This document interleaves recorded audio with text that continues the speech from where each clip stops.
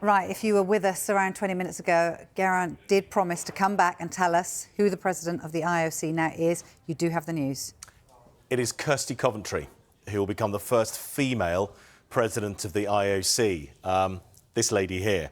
So Seb Coe has missed out on his in sports administration. He's got pretty much every role and succeeded, bringing the London 2012 Olympics and Paralympics, transforming athletics from the IAAF to World Athletics. He said this was a dance he had to get involved in, but he's not won this one.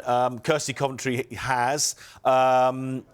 The interesting thing, as we were talking, is that it was done in the first round of voting. Yeah. The whole point was around 109 members electronically voted.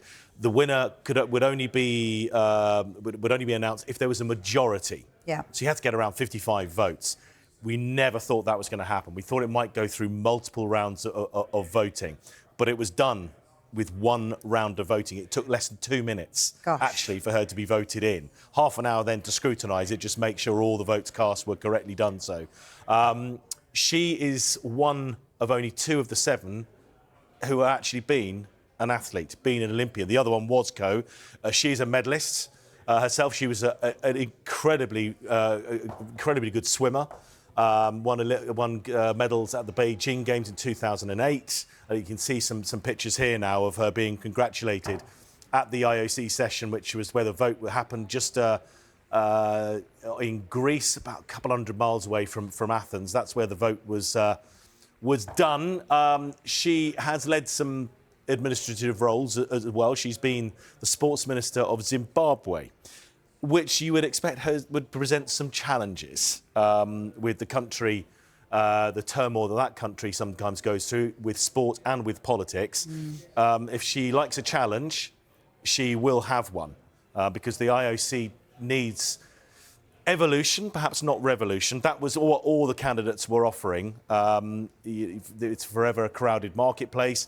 The next games are being held in Los Angeles in 2028, and who do you think might be on hand to try and trump? Oh, there we are. There's a bit of a clue to trump the IOC and the Olympics. There, you know, there are worries that he's going to try and turn those games into the Trump games. So you've got to be on top of that and work with the US president.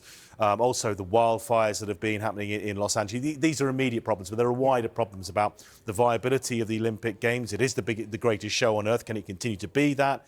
Can they engage younger people? Climate change affects the Games.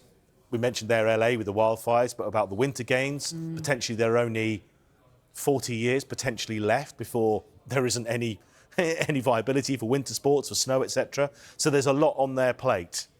So she can't just sit into a warm seat and enjoy the ride. Sure. She's got a lot on her plate.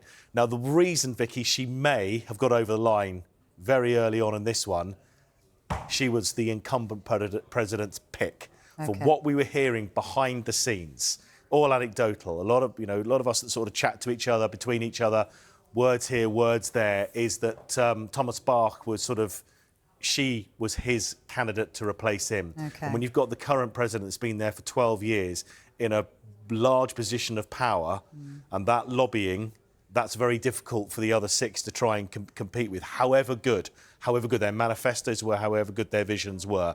So if that is the case, she had a very, very good, let's just say she had a bit of a head start. Okay. But her manifesto, like the others, outlined a future more of evolution than revolution.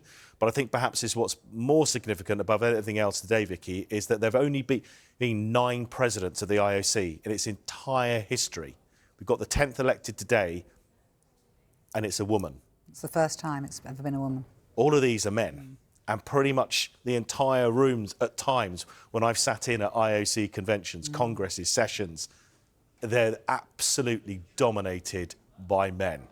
So this is a big deal on that, perhaps for any other reason, is the visibility that this shows.